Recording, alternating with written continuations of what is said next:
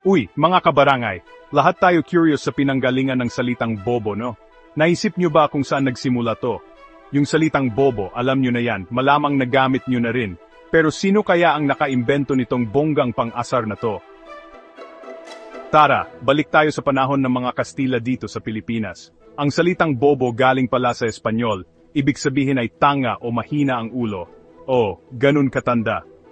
Pero sino kaya yung unang kawawang nilalang na tinawag na bobo? Naku, wala yan sa history books, mga kapitbahay, pasensya na. Pero ang alam natin, ginagamit ng mga Kastila ang bobo para ilarawan yung mga Pilipino na sa tingin nila ay medyo slow. Ang bastos, di ba?